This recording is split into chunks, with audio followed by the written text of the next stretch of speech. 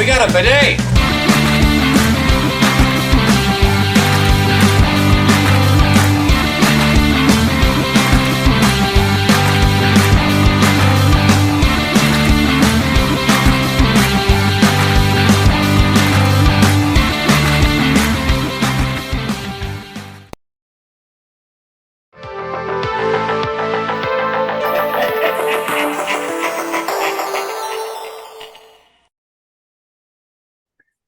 Hey everybody, and welcome back to another video. In today's video, we are discussing what is the best, in our individual opinions, Star Wars show that has been released on Disney Plus.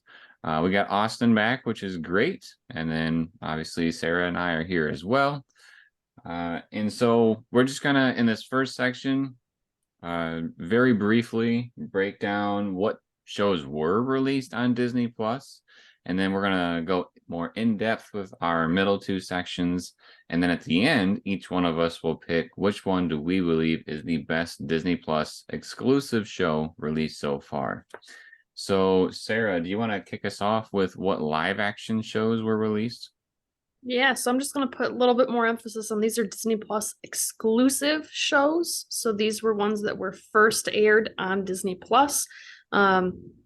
So the first one I'm going to bring up is Mandalorian, or The Mandalorian, if you will. So that one, just as like a quick little description here, follows a Mandalorian, right, on his quest after Episode 6, or after Return of the Jedi. Andor, so that was another new Disney Plus show that follows Cassian Andor, who's a character from Rogue One. This is kind of like his backstory before that movie. Book of Boba Fett, so that one obviously is about Boba Fett and his adventures after he escapes from the Sarlacc pit and what he goes and does afterwards. And then the last one that I have on my list here is Kenobi. So that follows Obi-Wan Kenobi after all of the Jedi go into hiding and what he has to go and do, and it's about 10 years after Revenge of the Sith. So yeah, we've had some good ones. I'm gonna leave it at that to leave a little suspense. Sweet. Austin, what are the animated shows that were released? Yeah, so there's been a whole bunch of animated stuff. Bad Batch kind of spurred off of the Clone Wars season 7. I think that was like one of the first things they did, was the final season of Clone Wars, where they introduced the Bad Batch, and that kind of started their own show, which now has 2 seasons. They've also released Tales of the Jedi in that same animation style as the Clone Wars. That's a short, I believe it's 6 episodes.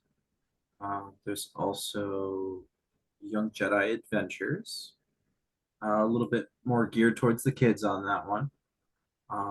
We're also going to talk about Star Wars Visions, the different animated projects from studios all around the world that were able to use the Star Wars IP and make their own stories. Let's see what else. There's some shorts. Zen, Grogu, and the Dust Bunnies. And let's see. Oh, so the specials. We can't forget the specials. So we're going to talk about the holiday special, the summer vacation, and terrifying tales a little bit. We'll just touch on those. So yeah, lots of animated stuff.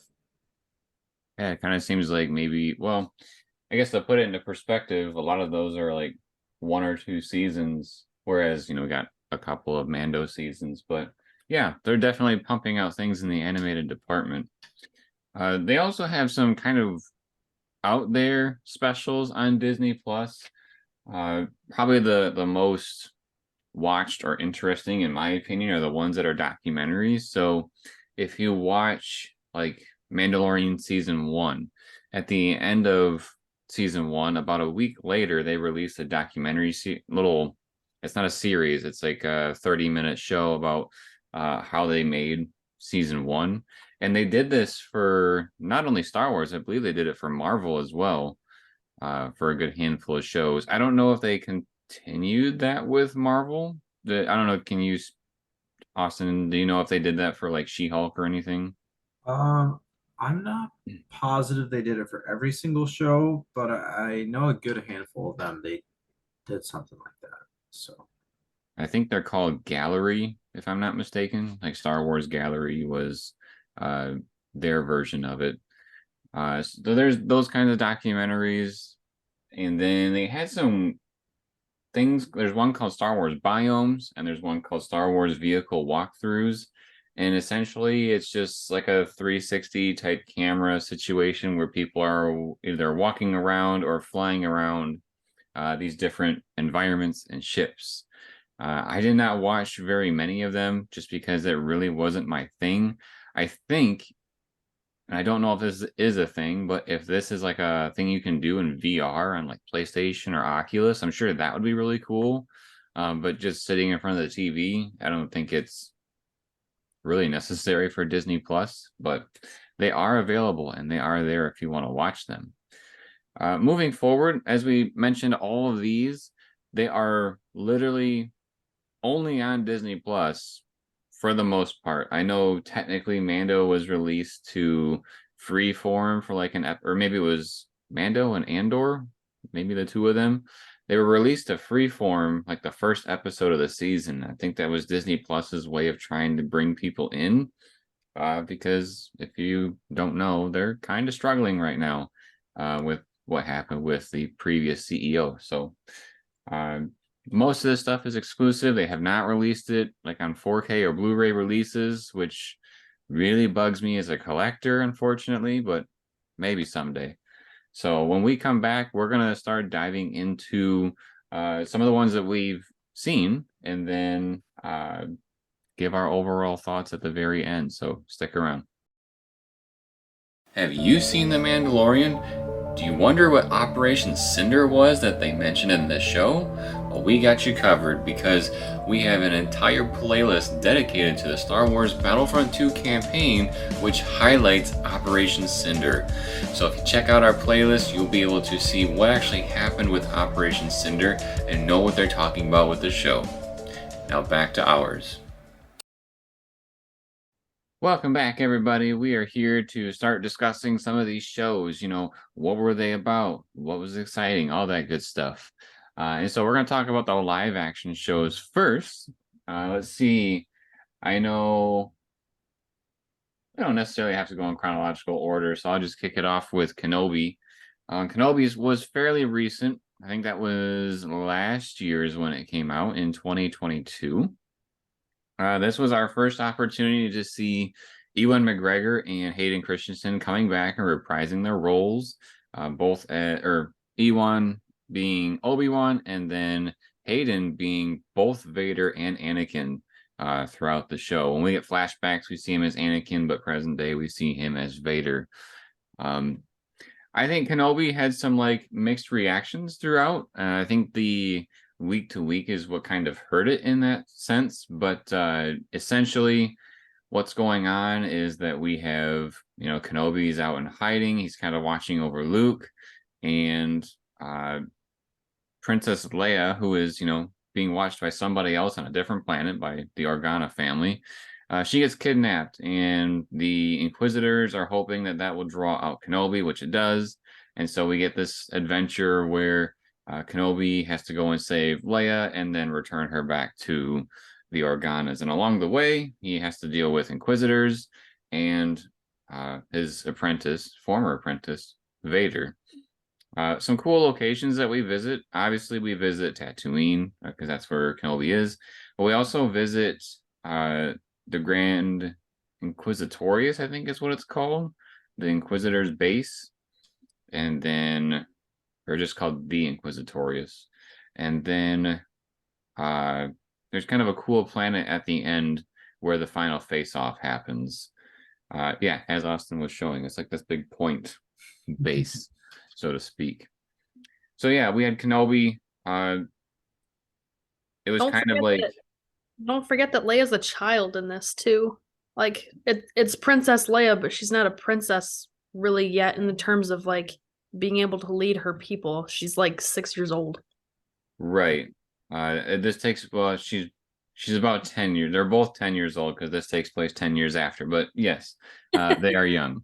Very young. She's They're kind of she's old enough to start to recognize things around her. Like she's not super oblivious when she's at these meetings where her parents have to be around, like politicians. So she's starting to come into her own a little bit and being aware of both the good and the evils of the galaxy. So maybe we'll see more of that later on. I don't really know, but they have said a lot recently that both Ewan McGregor wants to continue the show, and Disney is saying it was a limited series, so it's not going to happen. So I don't know. I think it's going to be one of those things where the fans are really going to have to light a fire under Disney's butt to get it out. But yeah, we'll see. Yeah, it'd be really awesome to see more of that show. I personally think if they this is just my opinion. I don't think it has to be a series that is devoted to Kenobi. I think it would be very cool to if it's a two-parter, make season 1 about Kenobi, make season 2 about Vader, because really the show Kenobi, it wasn't necessarily about Kenobi. It was about, in my opinion, the relationship between Kenobi and Vader, and that was the big thing that we cared about. Obviously, there's a whole other side plot that we really haven't even mentioned, being Riva, but I mean, everybody has their opinions about how that was handled. She's the Inquisitor that wants to rise to power. The idea of her character is really cool. If you think about it, she was a Padawan that was supposed to be murdered by Vader at a young age, and she decides to use her Force abilities to get powerful enough to become one of Vader's like henchmen and try to turn against him. It's a pretty simple story, but somehow Disney tripped at the finish line with that one. So, Sarah, what live action do you got? So I'm going to take a deep dive into The Mandalorian. So this was, I believe, Disney Plus's first original TV show. And it was really cool, at least to start.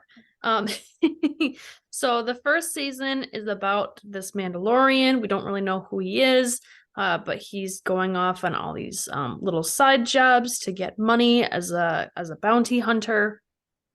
He's very much into the, don't remove your helmet type Mandalorian religion.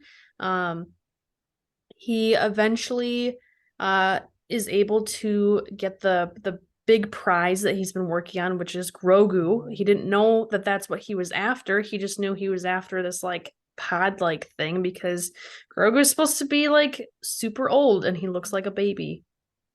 So he brings that back to the Empire, I think I'm not sure that he knows it's necessarily the Empire. Do you know? I mean, his reward was the Beskar plate things that had Imperial logos in them. So, Oh, yep, you're right. I think that was kind of when he found out, right? yeah. Yeah. Not to mention Dr. Kershing seemed a little sus too. So, Yeah. Yeah, so he turns it in for his reward. He's got some regrets later because, it's even though the Grogu's really old, he still looks like a child, so he winds up going back to save him. They go off on some adventures. His own bounty hunting guild is kind of after him because, he betrayed the guild. So then there's some back and forth there. He has some run-ins with a pretty cool villain, being Moff Gideon, because Moff Gideon wants Grogu for reasons unknown at that point, but we later find out that it's for cloning purposes to try to figure out how to clone the Force powers that are in Grogu. Moff Gideon also has the dark saber, and whoever has that gets to rule Mandalore. But Mando doesn't know this, and so when he bests him in battle and he gets the dark saber, his new friend Bo-Katan was also after the dark saber, except she knew what it was for. So when he tries to just give it to her because he doesn't want to rule Mandalore, she describes to him that you need to basically win it in battle. And at that point, it's, I think, heavily emphasized that you need to kill the other person. But that's besides the point. Um, Season 3 really kind of focuses a lot more on hiding from the Empire. There's a lot of Mando kind of teaming, or it focuses a lot on Bo-Katan and how she gets to eventually get the dark saber. Um, she is trying to rally up all the Mandalorian to try to retake Mandalore. And so by the end of that season, Mando has Grogu kind of like as his apprentice, and Bo-Katan has the dark saber and is now trying to lead the new group of Mandalorian on Mandalore. That's 3 seasons full of content squished into a little itty bitty summary. So lots of things that I could go further into detail for, but that's, I think, the gist of it. Yeah, so you had mentioned that this was the first Disney Plus like Star Wars show. I believe I looked it up. It like premiered with Disney Plus as well. Disney Plus came out in November of 19, and so did The Mandalorian. So yeah, it was their way of bringing in Star Wars fans to buy into this thing that, you know, a lot of people thought was just old Disney shows like cartoons and whatnot from the 90s, which why I got it in the first place. But yeah, that was a good start to their Star Wars shows. I think it was a way for them to really say that Disney Plus is not just going to be for kids. Yeah, that's a good way to do it too. Yeah, Hey, even with the first episode, you got good vibes. yeah. Austin, which one do you got? Yeah, I'll just touch on Andor a little bit. Andor, obviously, we talked before, covers the backstory of Cassian Andor and how he becomes the character we see in Rogue One.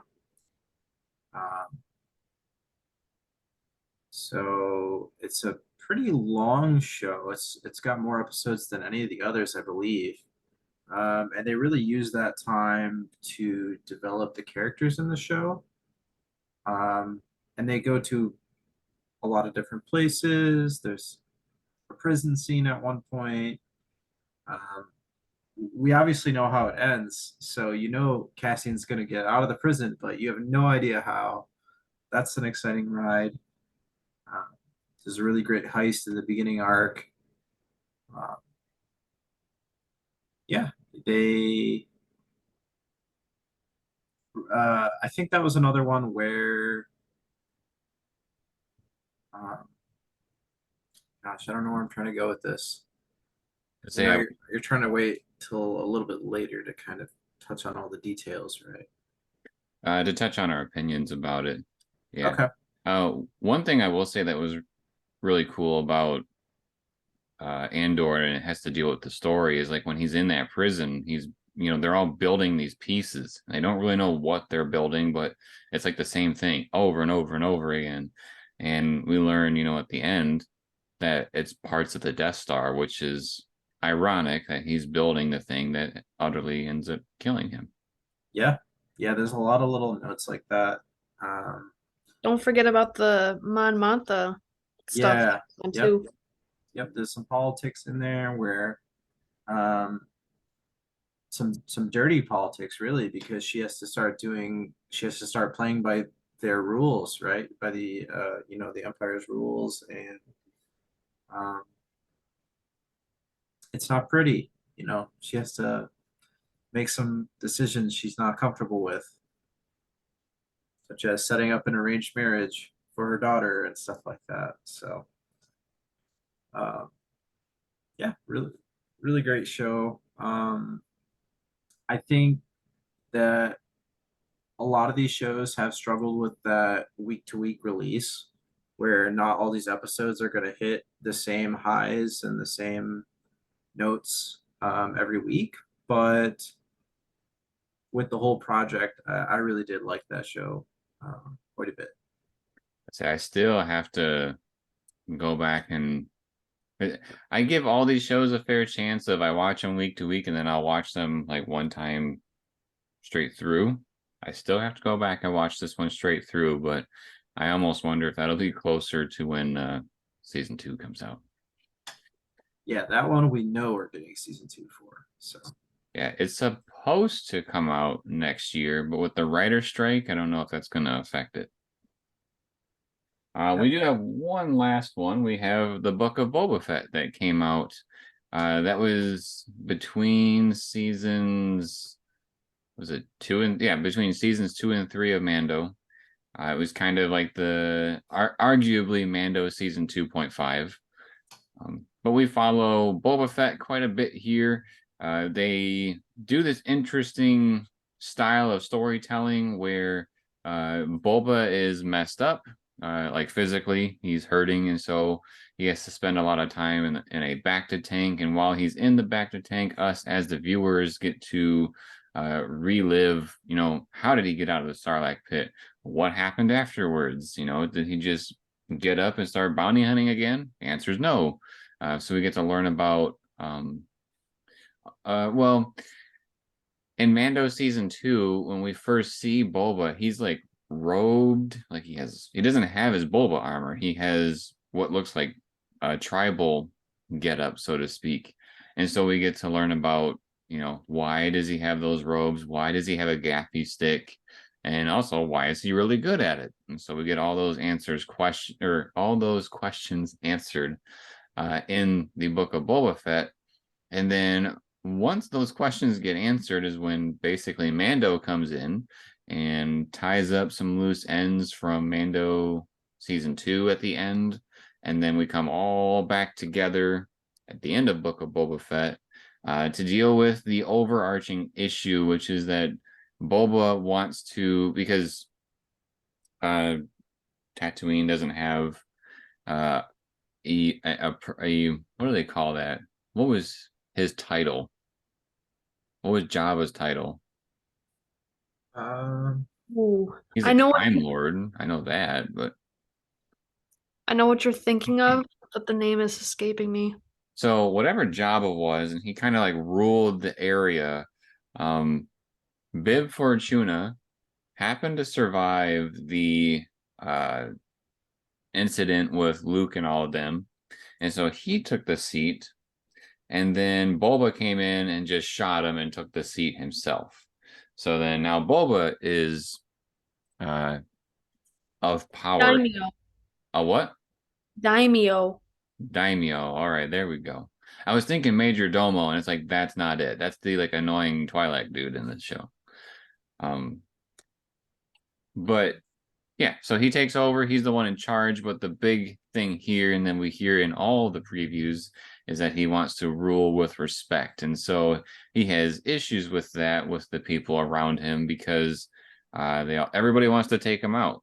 All the people around him. There's like 4 or 5 different like tribes or species, groups of people that want to take him out. And there's also the Pikes that are trying to run spice through his city, and he doesn't want that to be involved. And if you don't know what that means in Star Wars, that means illegal drugs. So he doesn't want that going through his city. He's also got a really cool sidekick. Yeah, he's got Fennec Shand, which is in a lot of Star Wars projects as of late. And then we also get this like Star Wars Power Rangers group that is very Spy Kids-ish, which makes sense because the director being Robert Rodriguez, he's the one that did the Spy Kids movies. So we get that kind of a little bit of flair to it. But ultimately, in the end, there's this like massive battle in the streets of, I think it's Mos Espa? Mos Eisley, it's one of the 2 cities. And we get Boba involved, the Power Ranger people, all the different groups that are trying to take out Boba, along with the Pikes. And then we also get, and this was probably one of my favorite parts of the show, we get our live action debut of Cad Bane. And so we got to see him in the show as well. Arguably the best part of the show for me. Yeah, there's one more thing in there that's like the big really cool thing people said. Yeah, what Austin's doing right there. What if we had Bulba ride in on a Rancor? And so we got to see that visual and see what would happen with that. Uh, and then at the end, it's pretty ambiguous.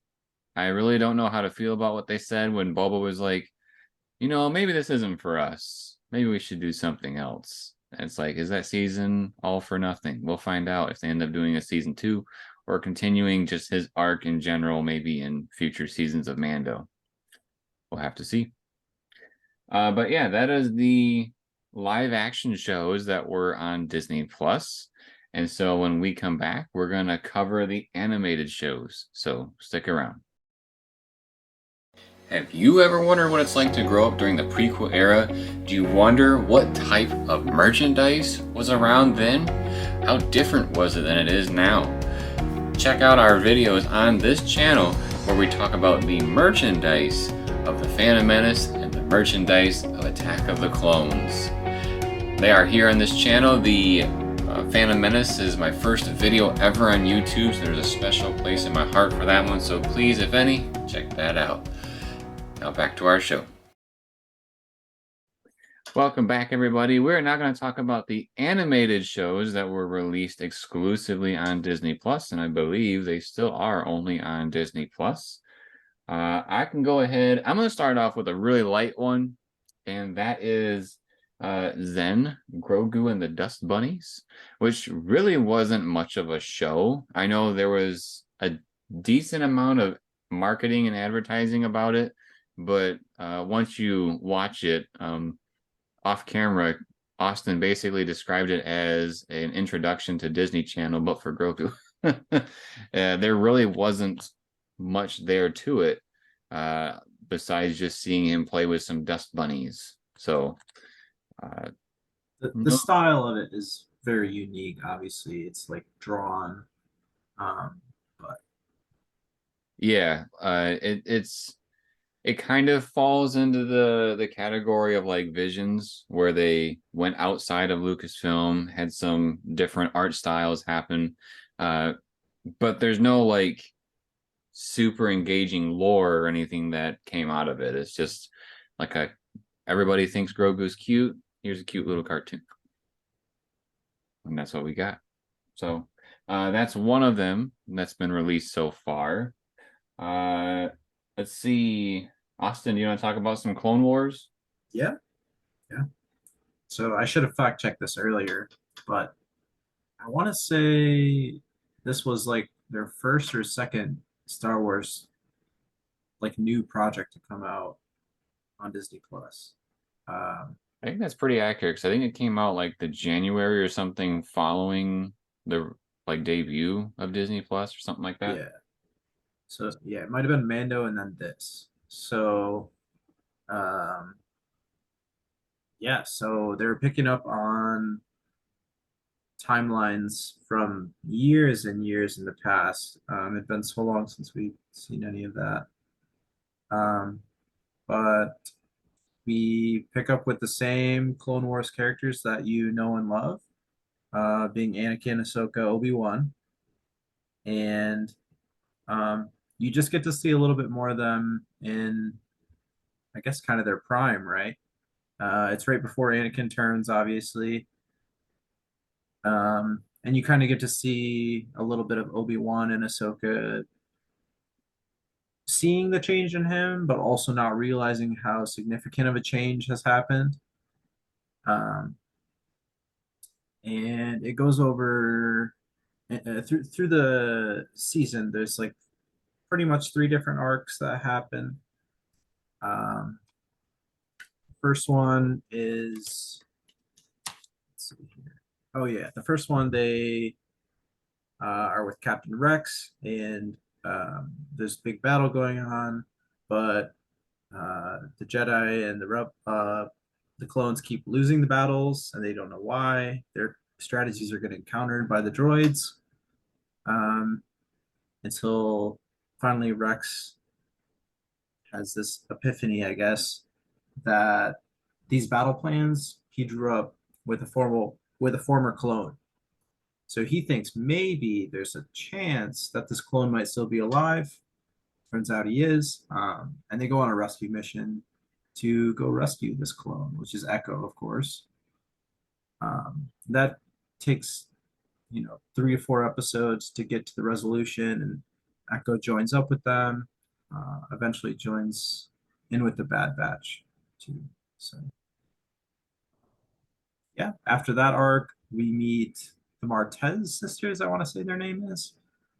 This was probably the least liked arc of the season, but there are some redeeming qualities. Ahsoka's always great in any of the fight scenes, and she's actually trying to hide her abilities a little bit in front of the sisters, so that gives some fun scenes.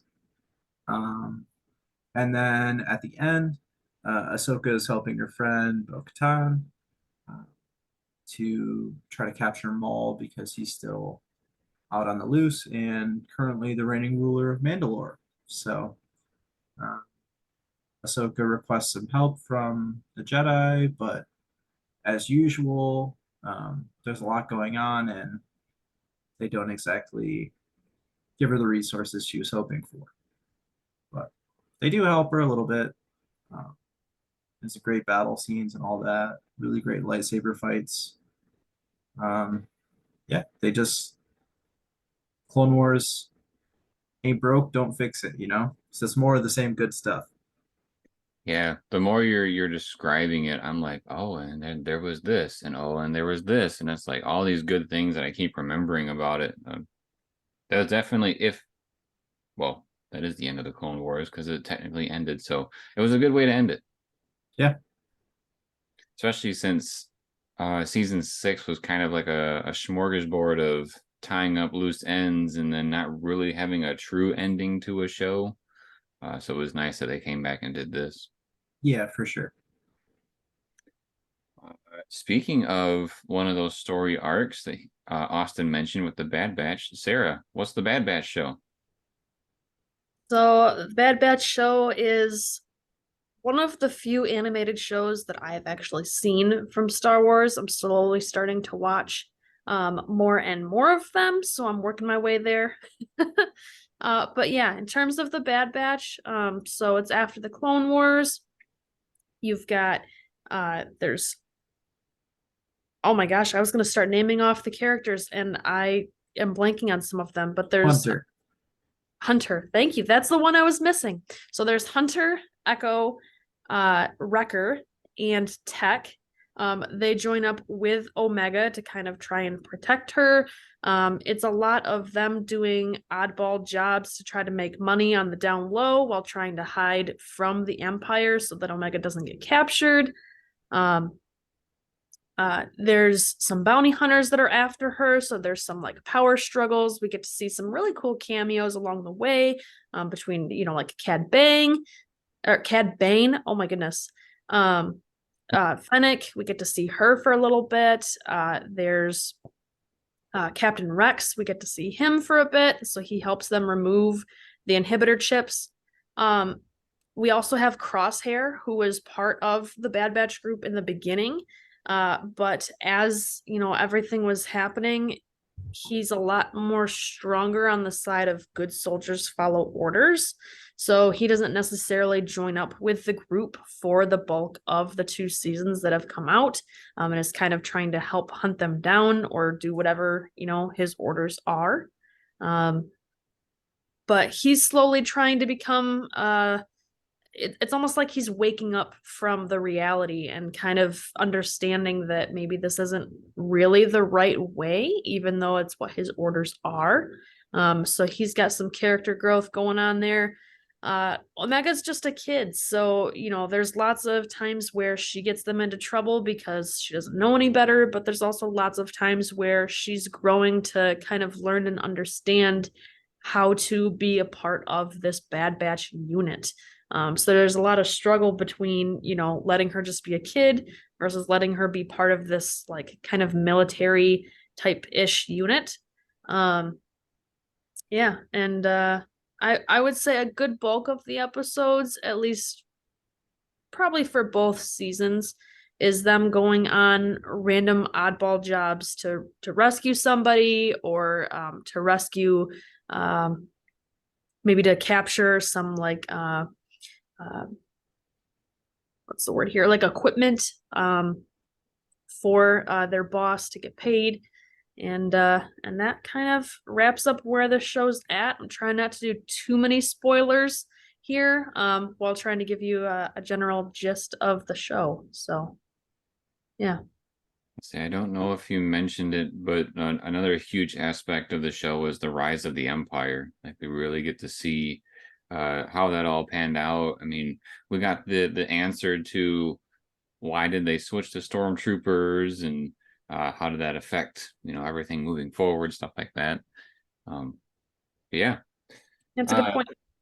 kind of following the animated style that both Austin and Sarah have touched on. We also got Tales of the Jedi, which was very interesting. It was kind of somewhat random. Like Sarah and I talked about in the past, like the marketing was kind of confusing a little bit of what this was going to be, because we saw a lot of things with Ahsoka and Dooku, but it didn't really seem very clear that it was just going to be the two of them. So we had wondered if there was going to even be more than just the two of them. But essentially what this was is it was 3 episodes apiece, 3 that focused on Dooku, 3 that focused on Ahsoka. In my opinion, I feel like Dooku's was more cohesive of a story, because we see, Dooku's first observations of the Jedi Order, like not doing what they're supposed to, in his opinion, to bring peace to the galaxy. He kind of saw them as soft and letting some of the bigger bad guys get their way. And so that was kind of his start down that path of becoming part of the dark side. It went through the Phantom Menace, where Qui-Gon died, and then Dooku observed what was going on with that, which was actually pretty interesting. We see Dooku hearing about the hysteria all over the Jedi Order of, oh, there's this dude named Qui-Gon saying that there's a Sith around, but we haven't seen them for years, and they all laughed at him. And then Dooku kind of took that to heart when this Sith was real and ended up killing him. And so that pushed him a little further. Like they think everything's a joke. And so eventually, he comes in contact with Sidious, and then eventually switches over by murdering Yaddle. So then we get that from Dooku, and then we also get 3 episodes from Ahsoka, like I mentioned. But I feel like Ahsoka's episodes were kind of like, what are 3 things that we would like to explore with Ahsoka, as opposed to what are 3 things that are kind of like in a row? Because we get what was Ahsoka like as a baby, what was her people like, her village, and then we got one that was about why did she, or how did she survive Order 66? And it's because Anakin put her through some like really aggressive training with clones, so that she would be prepared for anything with droids, because droids can't think. And so because she went through that rigorous training with clones, it's what helped her actually survive Order 66, because she was able to defend herself against a horde of clones. And then I think the last one was she's kind of in hiding. Bail Organa wants her to join the cause again, but she's kind of iffy on it. But then she gets outed from the little community that she's been in, because there's someone that sells her out to the Empire, and an Inquisitor comes out to try to get her. And basically she's like, might as well join the rebellion anyways if people are just gonna, be this way to me. So that's how she gets back into things, and is then part of the rebellion during the show Star Wars Rebels.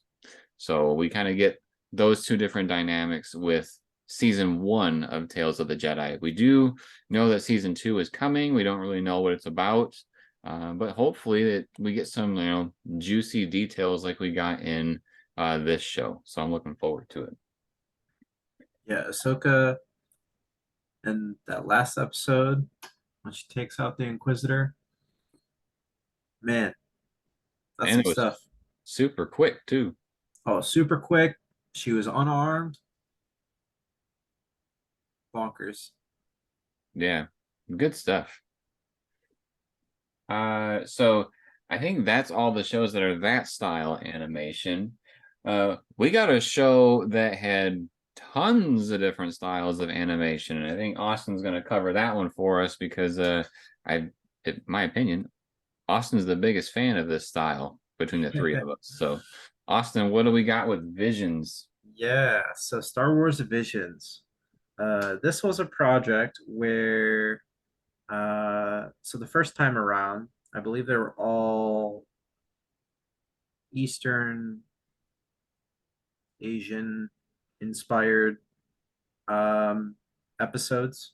So this was where they allowed other companies to use the Star Wars IP and make their own stories. And um, Star Wars has a lot of like callbacks to like samurai with obviously lightsabers, and stuff like that. So I think taking, um, gosh, I'm trying to find my words here.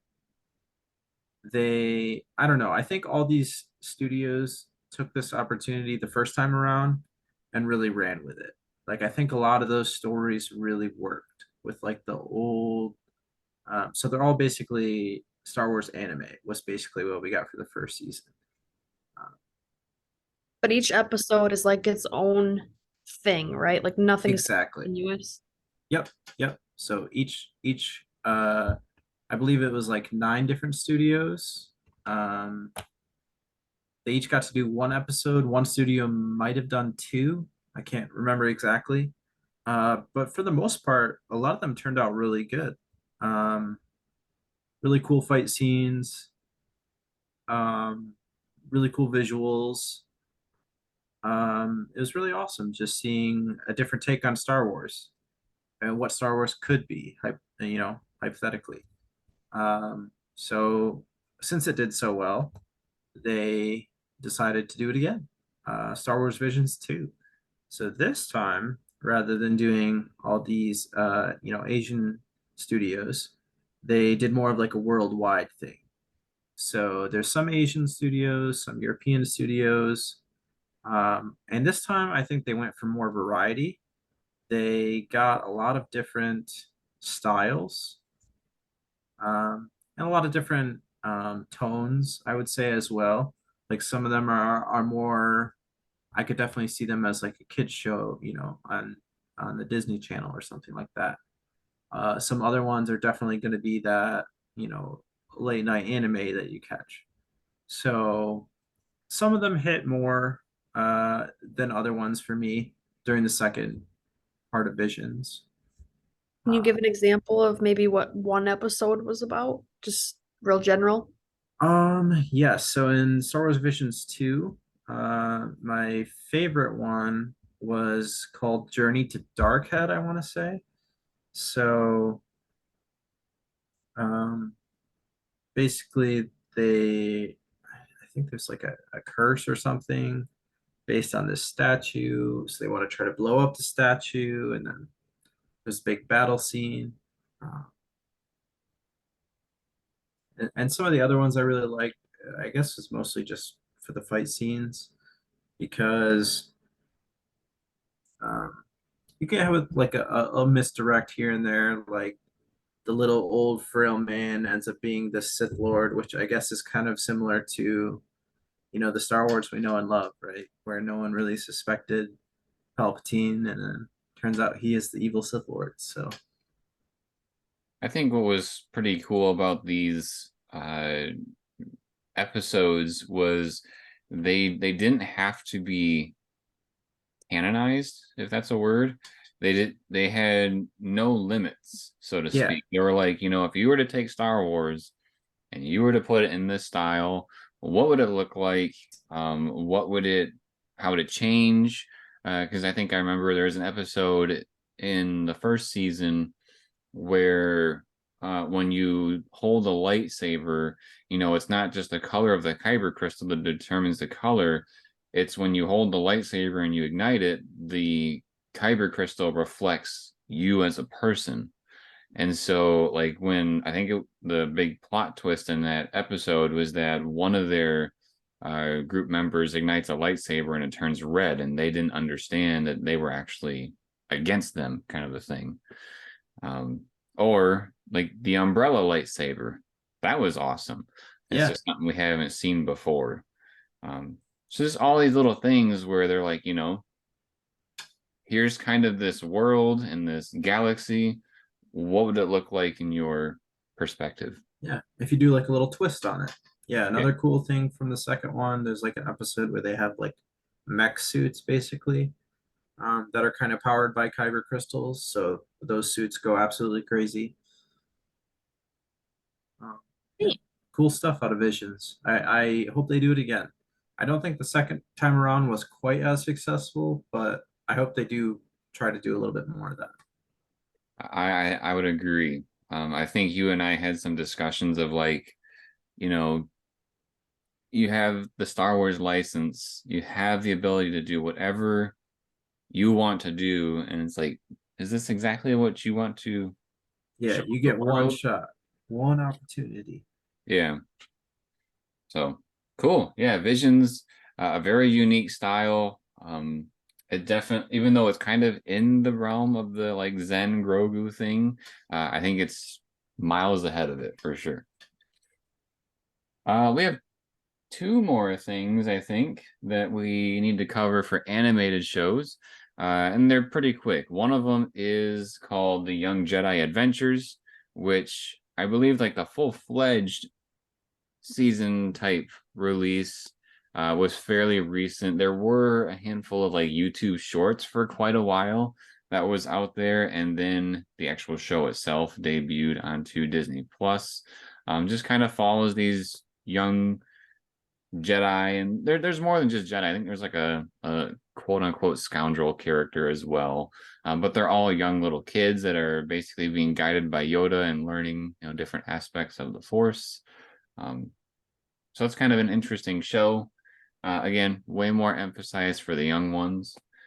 And then the other stuff is the Lego specials. So I believe, as far as like Disney Plus specific, the ones that were released were Lego Star Wars The Holiday Special, Lego Star Wars Terrifying Tales, and then Lego Star Wars Summer Vacation. Now, so correct me if I'm wrong, Austin, you haven't seen any of these? I've seen the holiday special. I haven't Okay, got to Terrifying Tales or Summer Vacation. okay, because I know Sarah and I have seen Holiday Special and Terrifying Tales, but we have not seen Summer Vacation yet. But they're all, as far as like the style, they're all the same thing. It's kind of like Visions where they don't necessarily follow canon 100% of the way. Some of these people, like, they're crossing like different eras sometimes with their Lego shows. But as far as the holiday special, it follows Rey and the gang from the sequel trilogy going to Kashyyyk for Life Day, and we actually get like cameo appearances from the Wookiees from the original holiday special. Even though they're not named, they do look like them. And so we kind of get that to kick it off, but then essentially Rey, I can't remember if it's like a vision or whatever, but she goes through like different segments of other events in Star Wars and sees different things. Don't remember it 100%, but it's something along those lines. Terrifying Tales was basically like a bunch of small ghost stories of Star Wars that take place at, I believe, Vader's castle. I think they turned it into a hotel or something. And then so everybody's visiting and enjoying those ghost stories. Summer Vacation, like I said, we haven't seen that yet. So I can't really attest to it, but something tells me it's just a bunch of these Star Wars characters that go on summer vacation together and some shenanigans happens. Do you think Vader gets any sand in his boots? He probably gets some sand in more places than just his boots. Yeah, I bet he's really upset about it too.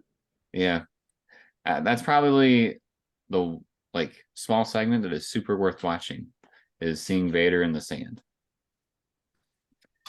So yeah, I think that's all the animated shows that are on Disney Plus that have been released exclusively to Disney Plus.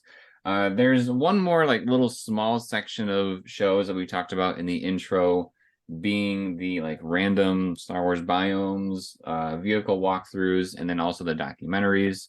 Uh, we basically described what they were in the first segment just because there's not a whole lot to them.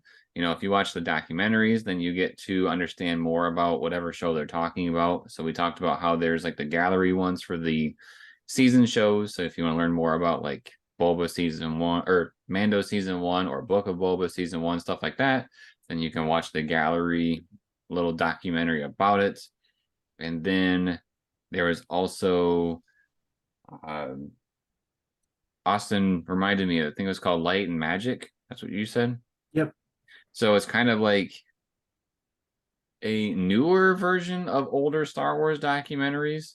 I started watching a good handful of it, and it didn't seem too new of information. It's just like another way of consuming the same media, just in a different way, as far as all the different special effects that happen in the Star Wars films.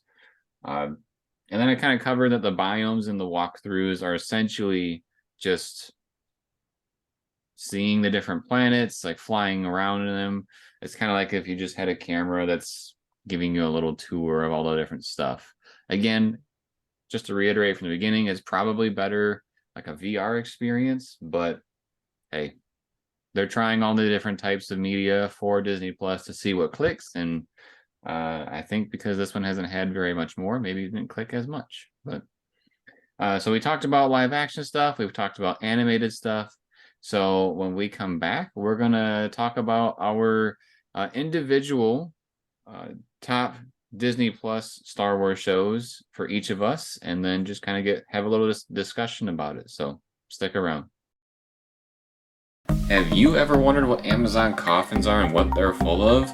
Well, we got you covered here on the channel. Check out our playlist of our Amazon coffin unboxings, where Sarah and I open up boxes that have Amazon returns, and we share with all of you what we get in each of those boxes. If you ever wanted to get into liquidation and want to know what types of things you can find, check us out. Now back to our show.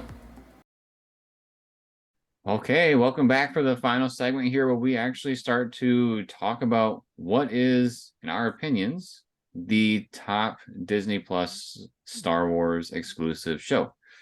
So we're each going to talk about what our individual favorite is. We have not discussed what it is yet for each of us. We've kind of talked a little bit along the way of, we really like these ones per se, but we have not declared the one that we each like the best. So we're going to go ahead and do that here. So we're going to start off with Sarah. So Sarah, out of all these Disney Plus Star Wars shows that we have talked about, which one is the true MVP for you? This has been a big struggle for me because the show that I'm going to pick, the first season was amazing and I loved it so much, and that might even give it away already. I don't know. The second season was all right. It was pretty good, but it wasn't as good as the first season. And then the third season just really kind of brought it down for me, and it was not my favorite. And if you haven't guessed by now, it's The Mandalorian. So even though I didn't necessarily like the third season and the direction that they went with it, I'm thinking about the show overall as a whole compared to the other shows that we have discussed in this podcast already. And if I were to think of, any of these shows, what would I go back and watch again, or just to have on for a good time or something? I would probably pick season 1 of The Mandalorian, compared to any of the other ones. It's not to say that all the rest of them are bad. There's definitely some other ones that I like too. But this would be my number 1 pick. I say that one is definitely up there for myself as well. I'm not 100% sure if I'm gonna pick that one yet for mine, but I have feel you not selected your number 1 yet? I kind of have. Yeah, there's a couple of them that are like really up there for me, and I'm like, it it depends on, I feel like, how we're looking at it, because we're not looking at it from the point of view of all three of us just went to Rotten Tomatoes and found the one that was critically acclaimed the best. It's not that. It's, whatever is best to us. And so I think that's where I'm kind of in that torn section for the couple of shows I'm debating. But The Mandalorian is definitely up there. They kicked off the show with a bang for sure. It was the thing that drew people into Disney Plus. As far as new content, clearly they had the library of older stuff that they had, but as far as like showing the world what kind of new and exclusive content can we create and compete with like Netflix and Hulu and stuff, The Mandalorian set the tone. So um yeah, I definitely think that show is way up there on the list. They definitely, I think, tripped a little bit in season 3, but overall, I think the show is very, very strong. Yeah. Only thing I can add to that is they've done aliens well in that show. They've done cameos well in that show. The dogfighting in season 3 is like top notch. It feels like you're watching Top Gun. Um, the Mandalorian crushes it all around. Season 3, there was a lot of build up. We There were some eventually cameos got we didn't need. a great payout. There was some cameos we didn't need.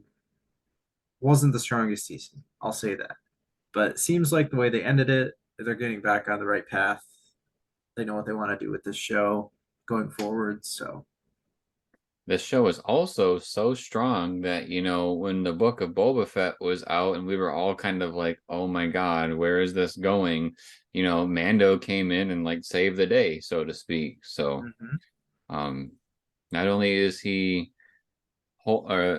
has his own show on his back, but he's also putting Boba back there as well, when that show was needing a desperate hero.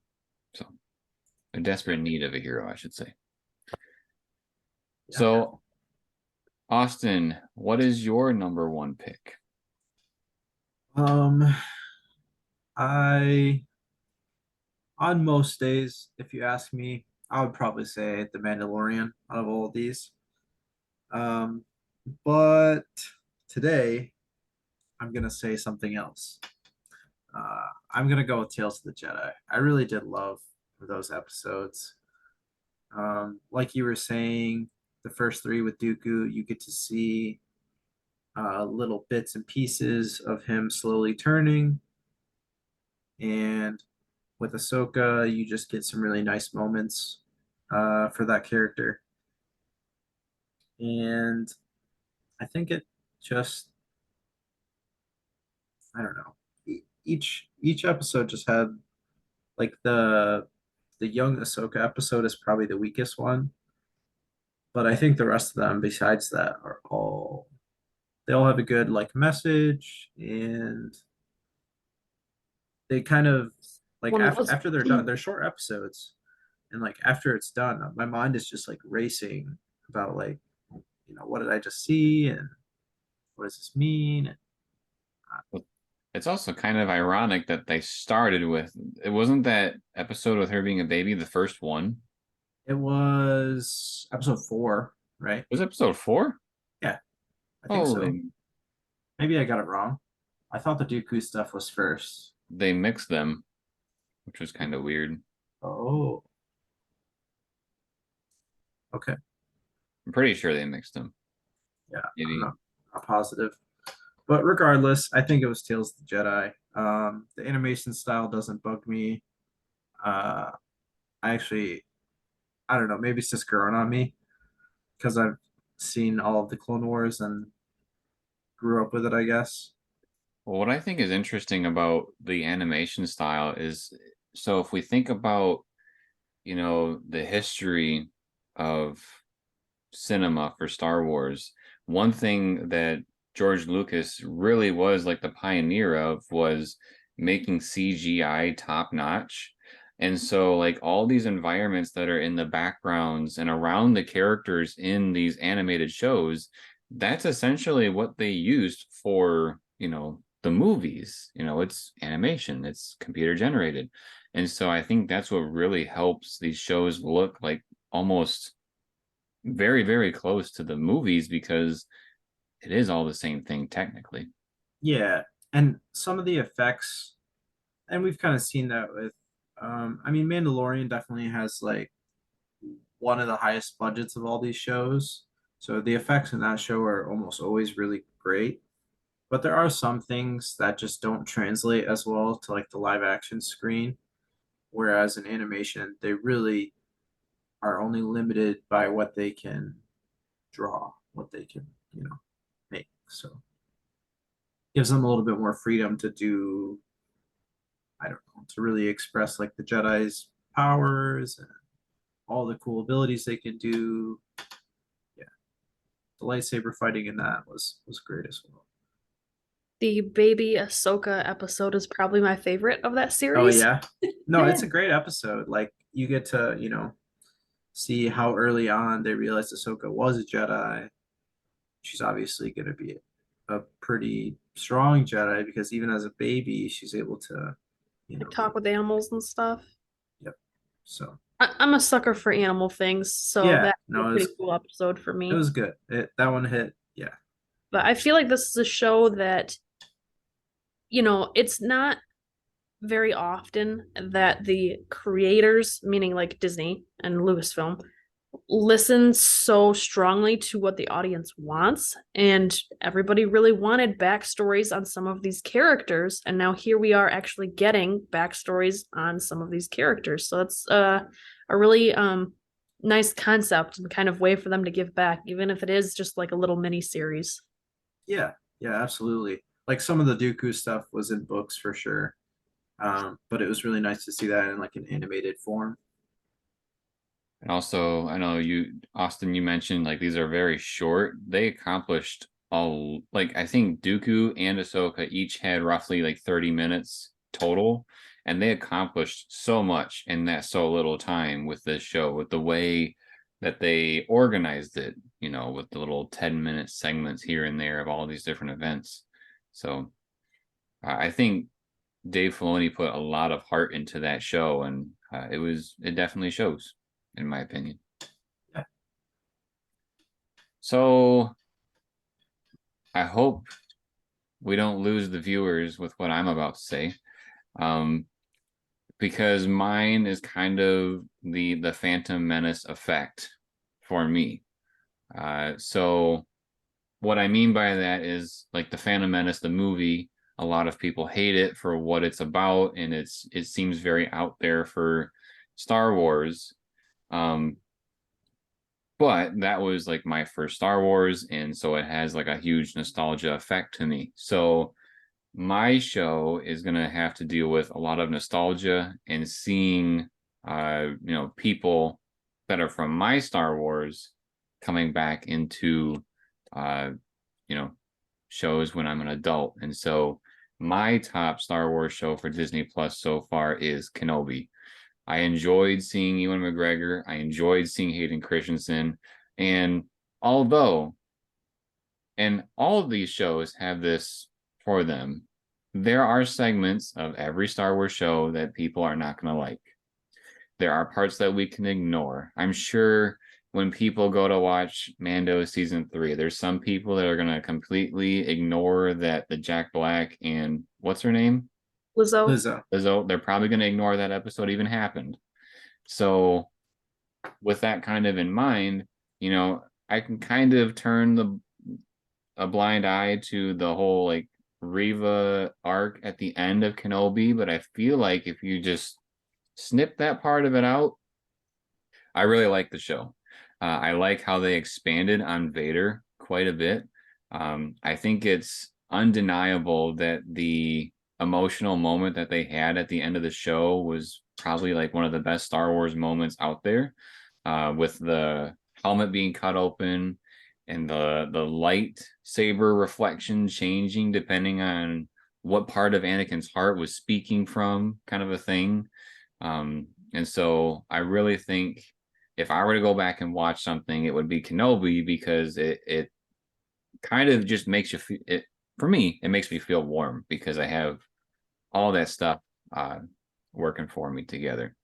And if you happen to like the show and you want to not deal with the Reva part, there is a fan edit of this show that's out there that is super cool. I highly recommend. I don't remember what it's called, but if you type in like Kenobi fan edit, it'll probably pop up. It's like Patterson or Pattinson cut or something. I'm not. Something like that. I know it's on my laptop, so Yeah. stay tuned here. They cut out Uh, a little bit of the slow moving pieces of the show.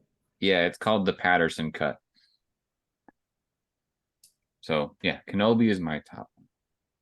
The Leia portion of this show was pretty heavy too, to a point where I remember when we were watching it, we almost kind of wondered why it was called Kenobi because it seemed to focus on her so much. And that's not necessarily a knock on the show because that actress did awesome. She played that character so well.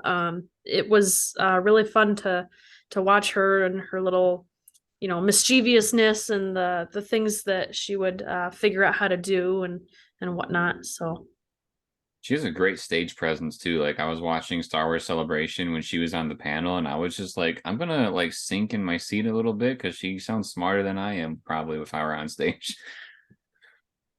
Yeah, she killed it. She was really good. In all of her speaking scenes. Yeah. There's a couple of things in there like uh that maybe could have been expanded on or done a little differently because people say they use a lot of the same segments. So like in the beginning of the show when we open up in the Jedi Temple and we see the kids in the little training room, they use that same exact training room for Anakin and Obi-Wan, and people were complaining about budget cuts, saying like that was stuff that was lazy. But um I think overall the focus for me was they expanded on Vader quite a bit. I mean, Vader in this show is who I see Vader as more than Vader in like the original trilogy. I'm just thinking of the scene when he's looking for Kenobi through the streets of that one town, like the desert planet, and people are looking at him the wrong way. He knows that a Jedi has the tendency to want to help somebody. And so when he's going through the city and like snapping people's necks and throwing them up against the wall, he's doing that all to like just draw out Kenobi. And I think that kind of a thing like really plays into uh Anakin's character, well, Vader's character, and like expands on this bruteful Vader. Why is he feared? Like we don't really see a whole lot in the original trilogy of why is everybody afraid of this guy? I think people are more afraid of the Empire as opposed to Vader. And so like this kind of a thing really expands on why should we be afraid of that guy, so to speak. But yeah, so that was our top 3 shows. Sarah was The Mandalorian, and Austin was Tales of the Jedi, and then mine was Kenobi. I think Tales of the Jedi and Mandalorian, like I said, are probably way up there. Kenobi is kind of a mixture throughout the fan group for Star Wars. But again, it's not what is critically acclaimed the most. It is, what hits home for you. So yeah, that is our discussion on the shows for Disney Plus for Star Wars, and then going through and talking about our favorite. So if you enjoyed this type of video, make sure to subscribe to the channel and turn on notifications. That way you are notified when future podcasts drop. We tend to do them on Wednesdays, and we have a lot planned for the future. So stick around for that. Drops a like if you like the video, and then drops a comment letting us know your favorite Star Wars show from Disney Plus. Once again, Austin, thanks for being with us. And of course. yeah, and we'll see him hopefully in the future. He's been with us for the sequel trilogy movies, which we got another one coming out for that. I believe Austin's going to be with us. So stick around and you can see more of Austin with us with that one. Oh, yeah. And then, as always, everybody, thank you for watching. We'll see you next time.